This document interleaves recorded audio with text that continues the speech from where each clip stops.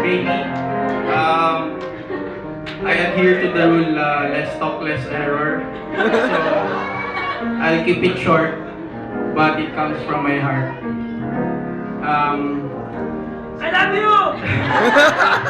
In this journey of life, I cannot think of anyone else in this world to take this journey with and make life meaningful except you. Christina Amelia Roa Guzman, will you marry me?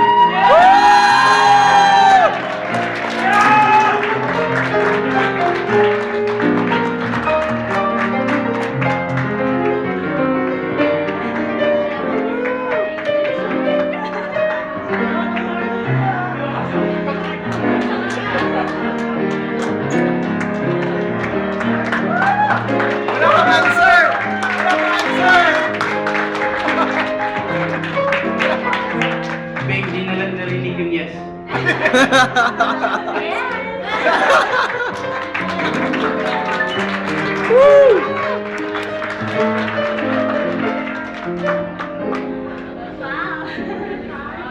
Mas speech ka daw. Very good, Beo!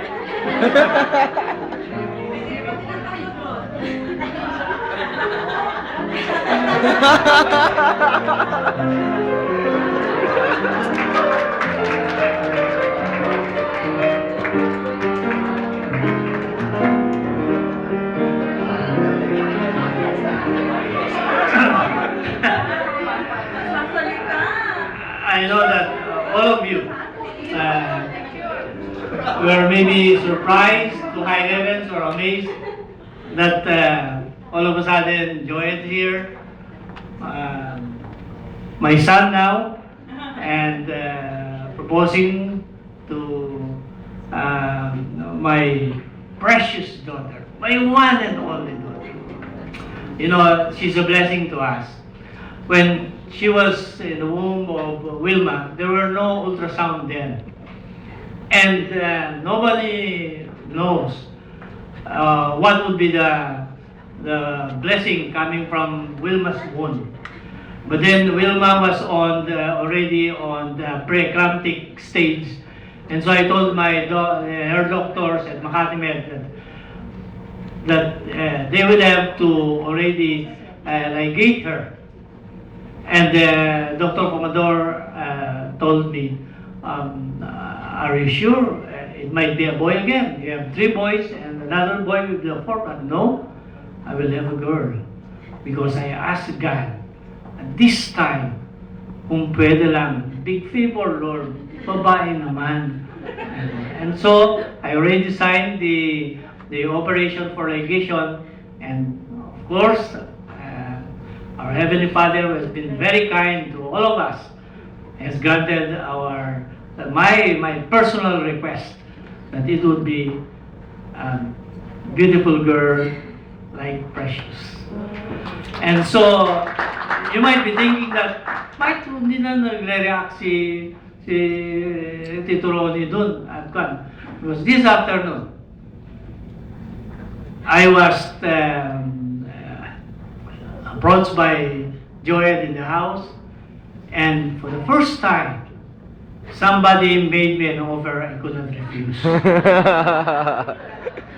Many have offered me, but many times, and most of the time, I would refuse.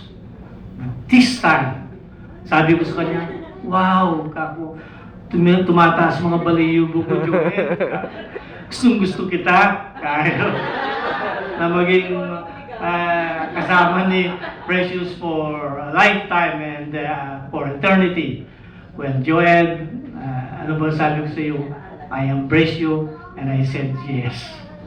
When you told me that you would propose marriage to Precious. And so along the way, I was already trying to tell them that Joed made me an offer I could not refuse. And they didn't get it. Precious and Wilma didn't get it. Kasi I wanted to prepare them. That's why I did not ride with you, Joed. So, kaya sinamahan ko sila at kino-caution ko na sila. Kasi baka ma-excite sila ng gusto at the reactions would be different. But to you all, this is a blessed day, and I'm so happy that people who are very close to us, people we love in this world, are here with us to be witness to maybe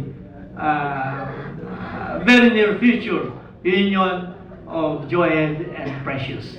And I thank each and every one of us, but I thank most of all our Heavenly Father for making sure that Precious life from here on would be a most wonderful, a most blessed life with Joed. I'm very sure of that. The first time I saw Joed, then I told myself, he is the man who's going to marry Precious. So, and Joed, I told you this afternoon, oo. So, Wilma will have to also say yes. Because the offer is, we don't want to miss this offer. It's the best offer that came into our life. And maybe I should call on my better half, Wilma.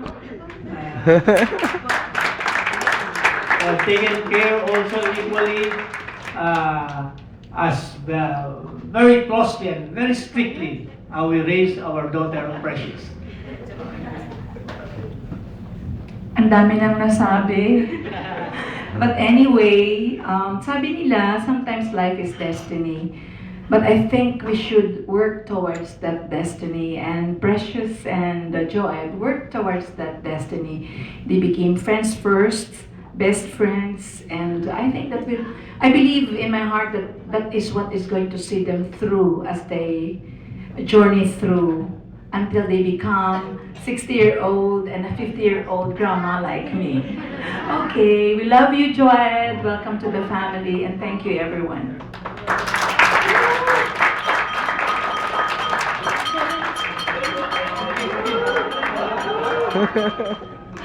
Parang sa kasalyatan dapat may ganun.